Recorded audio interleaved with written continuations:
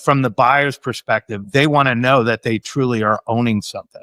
So if I'm a buyer and I'm buying a share in a group property, first question they ask, is this a timeshare?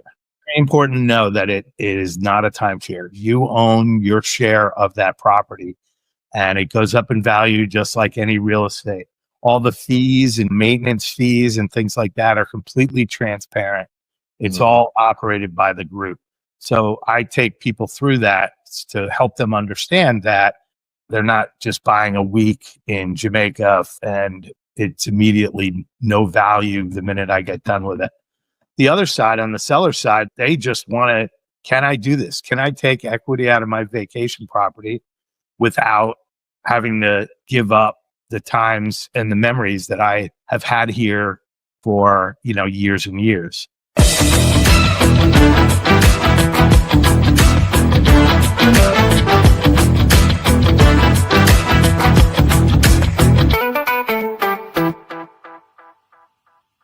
Good morning, great morning to you guys. Welcome to another fabulous episode of Exit Strategies Radio Show. Hey, I am your host, Corwyn J, Melette, broker and owner of Exit Realty Low Country Group in beautiful North Charleston, South Carolina.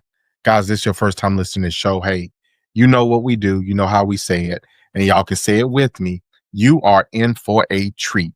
That is because our mission here is very simple. That is to empower our community through financial literacy and real estate education, guys. We're legacy building. That is what we do. Quick shout out to those who listen faithfully, all the way from Hollywood, what you know, no good, all the way out to Moncks Corner. Y'all know my mama live out there, y'all. Got to give a shout to Elder Evans, Pastor Evans. Got to put that senior on that guy name. That guy will still snatch me up if I don't do so. Love y'all to pieces. So, guys, we got a nice, extra special, I'm talking about right there show for you today. And I'm super excited for the conversation. So we're going to cue this one up a little bit differently for you. First, we're going to give it to you this way. Our conversation today is about owning your piece of the coastline. So I want you to envision that, because we're always about ownership. We're always about buying in. We're always about that mindset, that mentality of participation, and not just being. We want to become, we want to be doing something. So what if new regulations suddenly made your vacation home investment less profitable or even a financial burden? Across South Carolina, short-term rental rules are tightening, leaving many owners scrambling for answers. Hey, yeah, we got an answer for you today. But what if there was another way to protect your investment, keep enjoying your property, and still pass down wealth to the next generation? Our guest today is none other than Doug Rich. I like that last name. He rich, y'all. I love it. But Doug is the CEO of Plum Co-ownership, a company that helps vacation owners adapt to South Carolina's ever-changing short-term rental regulations, with nearly 70% of his clients now being short-term rental owners seeking alternatives. Doug is at the forefront, he at the front of the line, y'all. I love that. Of fractional home ownership, an innovative model that allows investors to share costs, reduce risk, while still reaping the benefits of real estate home ownership. Doug, how are you doing today? I'm doing great. I couldn't have said it better myself. So that's awesome. Well, thank you. Well, look, just so you know, I'm always available for introductions. Let me know what stage you're going to be on, and I'll make sure that I get there and warm it up for you. How about that? That sounds great. That sounds fantastic. Now, Doug, I gave my rendition, but if you don't mind, for our listeners, give them that big picture, who you are and what it is that you do. Yeah. So what Plum does mainly is we really focus on the co-ownership vacation market. Some people call it fractional vacation ownership, not to be confused with timeshares. Okay. It's real, true ownership. And what we bring to the table is we help people buy, sell, and manage their fractional properties. So we have a Plum marketplace where we list fractional shares of property for sale, where buyers can go and almost automatically buy shares of properties.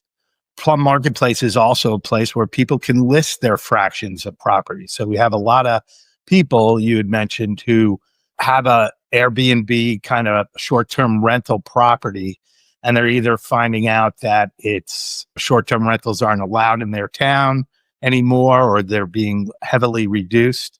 And so they're looking for other mechanisms to maintain ownership of the property with other people. So what we do is we help them sell shares of their home in a very automated, simple way. Lastly, one of the things that we always hear is the biggest challenges to co-owning a property is how do you manage it? So we have a automated process for moving it into an LLC, being able to sell shares of that LLC, and then we handle scheduling, finances, communication are usually the top three that people look to us to help them with. And we'll even go all the way down to managing the LLC for them if they'd like. So this way, it's just a turnkey co-ownership arrangement. So, Doug, as you were talking, what I heard was you guys just, well, I won't say you just kinda. What I heard embedded in there was a crowdfunding, if you will, but a crowd model to real estate ownership is what I heard in there. Does that sound about right? Yeah, it could. Yeah. If you look at it as the property as an investment, and then you have a group of people coming together to own that piece of property, yeah, you could see it as a crowdfunding because they're pooling their resources together. And oftentimes they're buying a more expensive property that rents better and creates a better long-term investment than if you just, so let's say it's $1 million property, $100,000 each with 10 co-owners buys you $1 million property. But if you only invested $100,000 on one property, it wouldn't be nearly as attractive as the $1 million property, and nor have the rental history. My favorite example is we have one on Holden Beach in North Carolina. It's a $3.5 million property. By having 8 owners together, it makes it affordable for these 8 owners, and they get to enjoy a $3.5 million property for $325,000 a share. So it becomes very nice. That don't sound like a bad deal right there. So, right. And it's growing crazy. Let's take a short break. Do you remember your grandma's front porch? That spot where stories were told, kisses were stolen, and sweet tea was always being sipped. Now imagine giving your family a place to make those same memories, but in a brand new, energy efficient, and home that was built just for you. At Country Boy Homes, we help folks just like you find that forever feeling. Whether it's your first home, your next home, or we're done with rent forever, like seriously home. We specialize in affordable and durable manufactured and modular homes, the kind that make room for muddy boots, big dreams, and second helpings. Come see what coming home really feels like. Call 843-574-8979 today. Country Boy Homes, built to last, priced for you. So, Doug, we led into the show with, I want to get this out because it's very important. People, oftentimes, the model before it was reined in ran away, is what I'll say, if that's fair. Because people once somebody realized, wait a minute, this is beyond mom and pop. And what I mean by that is once consumers realized that short-term rental of property was beyond the mom and pop and was an actual business model that worked, here came everybody. And everybody's buying up properties and Airbnb them. Some people house hacking them, so to speak, and just all this other stuff. And it ran rampant. But now we've hit what I'll consider a lot of stopgap measures and legislation that are designed to say, hold on, wait a minute, let's pull these reins back. So let's talk about this and applying it to this model. Well, let's talk about that. Let's first start with the property owner and what this looks like as far as regulations and all that stuff. If you're a property owner and considering, or maybe you are already short-term renting a property, what is it that's going on and what is it that's coming that could possibly impact what they're currently doing negatively? Yeah, I mean, if you're in an area where you can currently do short-term rentals and you're making a profit already from your short-term rental, what's happening from a regulatory standpoint is a lot of towns and municipalities are coming out with regulations limiting the number of short-term rentals in that area.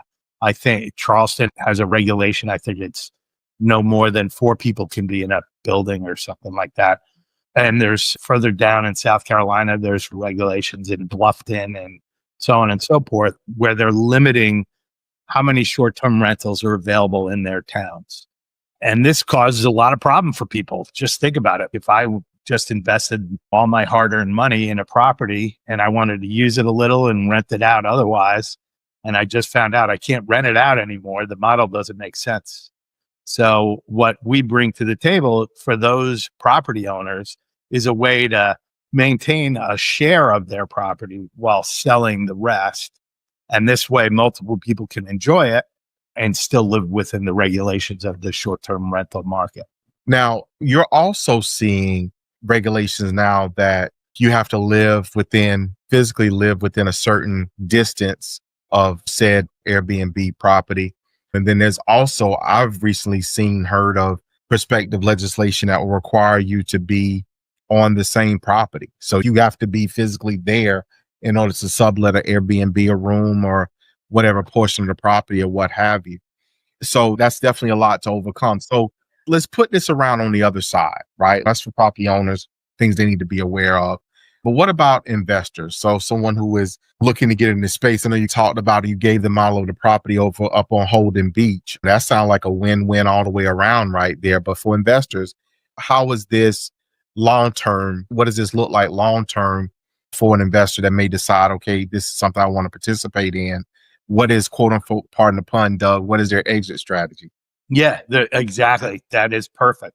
So think about it. Like, if, again, the whole idea is, how do I invest in property and get the best value for the money I'm investing? So when you go in, and if you go in with 5 people or 4 people and you invest in a property, you're oftentimes getting a better, more rentable property than if you were to just take the same amount of money and invest it in it by yourself. So really what we do is we can almost create investment groups. So one of our groups, they invested in a vacation property and they all chipped in. They wanted to use it for 2 weeks, but other than that, they wanted to rent it as much as possible. So they get great rental income. They all split it amongst themselves, and they get to occasionally enjoy their vacation property in the mountains of North Carolina. So it's fantastic. Like, it works out for all 4 families, and it works out as far as an investment, because that property is also increasing in value as time goes on. And if they get to the point in 7 years and they decide, hey, we want to sell it, they sell it and they make the profits of their shares of that property. So I'm going to put a little bit of a spin in here. And Doug, in my mind, I think I know the answer to the question, but you're the expert. So that's what I'm going to ask. Are you seeing your investors or people that essentially, that you syndicate, that you assemble for these types of purchases, are they all bringing in cash? Are they leveraging financing? How are you putting these and structuring these deals? How are those working? Well, we have a lot of flexibility. I would say at least 60% of the deals we put together are cash, but we do have relationships with financing partners who will loan money to the group based on their financial capabilities, as well as what kind of short-term rental income is expected from the property. So if it's a true investment property, we can get financing for it. And we do have properties where they already have a pretty good financial arrangement with a mortgage. So rather than give that up, we offer people to put a down payment and then add that monthly mortgage payment into their monthly maintenance fees. So there's lots of strategies we can do for this. It really depends on the group. But like I said, I think probably about 60% of what we do today is all cash, basically cash investments. Okay. It makes perfect sense. I mean, you're looking at this from the bigger picture, which is there's times when, okay, well, we got cash flow or whatever. But my imagination tells me, and Doug, please correct me if I'm wrong, but my imagination says there are times when you have a group that you put together, they purchase a property and the property is performing, and another opportunity pops up. And sometimes maybe all the cash is already in this one. Do you have situations where your groups may re-leverage a property pull some cash out to go make another purchase. Yeah, afterthought, like, so it's all cash in one property. Definitely we can do that. Again, it's going to be a corporate loan and they're going to have to all guarantee it as a group. But assuming that they do that, our partners, our financing partners will help them, again, take that cash out and maybe even leverage buying another property. Sweet, sweet. Yeah. So like when I talked about the Holden Beach property, that's a real interesting one because it was one owner and he wanted to sell shares of it so he could take equity out so he could buy another property. So we have a lot of people who maybe they have all cash in their property and they want to now take some equity out of that in a mechanism so that they can go and leverage it again and buy something else. That is neat. You actually just gave me an idea, Doug. So thank you for that. I'm going to have to stick that somewhere another so I can remember and come back to that. So Doug, let me ask you the question that probably a lot of people listening to the show today may have. And that is, this is your realm. This is your arena, quote unquote. This is your universe. This way you do what you do. This way you get down with the get down. So with that being said, what markets are you seeing in South Carolina that are right or good, great, if you will, for short-term rentals? And then in reciprocity, I'm going to ask you those areas where you're like, yeah, maybe not. Yeah. And that's a moving question too. But most of the islands like Kiowa, Hilton Head, where I am in Pawleys Island, all have very favorable relationships with short-term rental operators. They really welcome them. And really like Hilton Head, Kiowa, and those, they're really built on the short-term rental market. But in all of those islands, they have an area where it's single-family homes, and it's not. It may not be allowed, or it may not be common. I mentioned Bluffton, for example, and these regulations could be changing. So, you, as an investor in a property in those areas, you should always be careful and hesitant, and make sure that the regulations are going to stay the way that they are.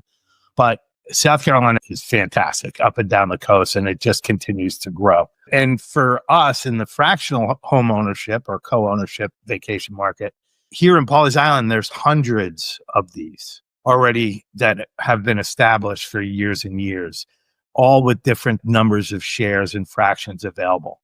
Kiowa, right out of the gate, you have situations where the builder builds the property and sells shares of it rather than just selling the whole home. And I'm seeing the fractional market really grow because people want to enjoy the property, but at the same time, they'd like to be able to enjoy the property for free each year based on other people renting their other time. So we're seeing a hybrid evolve into people who want to have 2 weeks vacation in Pawleys Island, let's say, but they don't want to have to pay for it each year. So they rent out 4 weeks of their 7 weeks and they make their money back, basically. Makes perfect sense. So let's kind of shift this around a little bit, property owners. But our show here, we like to focus on legacy, what gets us, if you will, down the road. How does that look? How do we benefit, quote unquote, generations that are yet to come, if you will?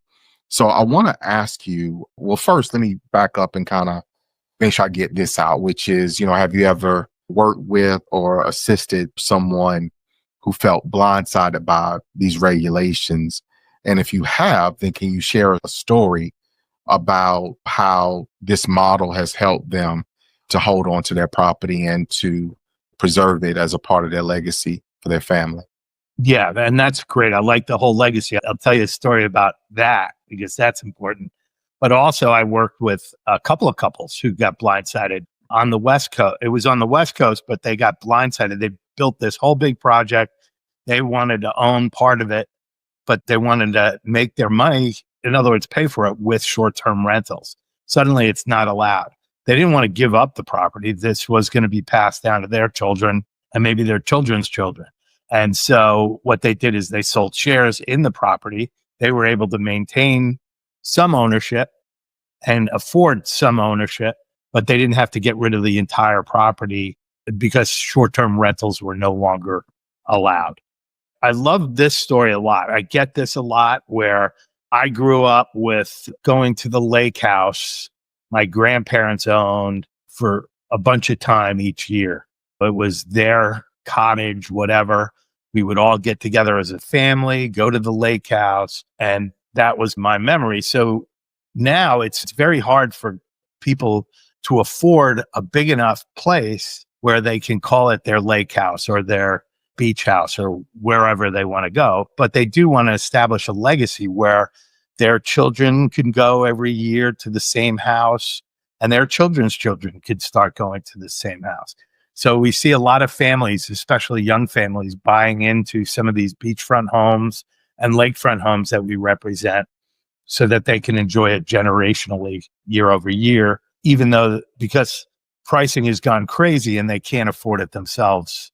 So co-owning with a group of people gives them that same ability without having to be billionaires to own their own house. So, for our show, Doug, we really focus on, again, that piece of it. And we want to see people, we've marched this show, quote unquote, from the starting point, which is the basics. And now we're taking people through these various valleys and through the mountains, if you will, of building a legacy, because there's a lot of work and a lot of travel, if you will, that goes along with it.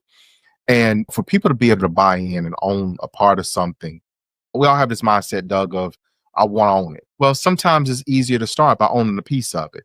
exactly. If you own enough pieces, then you get to where you own a whole, if that makes any sense. So you're seeing more and more people embrace this methodology. So before we get really too far, let's take this as a moment to make sure people can reach you. So Doug, where can people find you, find Plum? Where can they reach you guys at? Yeah, the best place is just our website, plumcoownership.com. I'm on Facebook. We're on Instagram, Twitter, all the socials. And it's Plum Co-ownership, at Plum Co-ownership.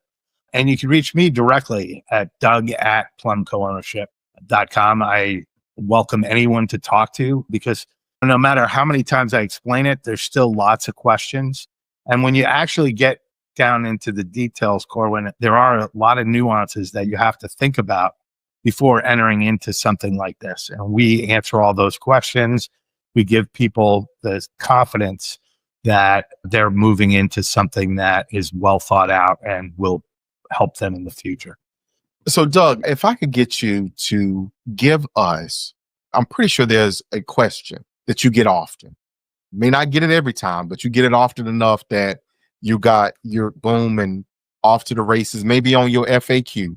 But what question do you get often from people who are contacting you about this, about potentially investing or otherwise want to explore this model as a part of their portfolio, either from either side, whichever side you like to respond from, whether it's homeowner that is looking to, okay, I want to diversify, stretch out, or whether it's someone who's looking to get into investing and this is the direction they take?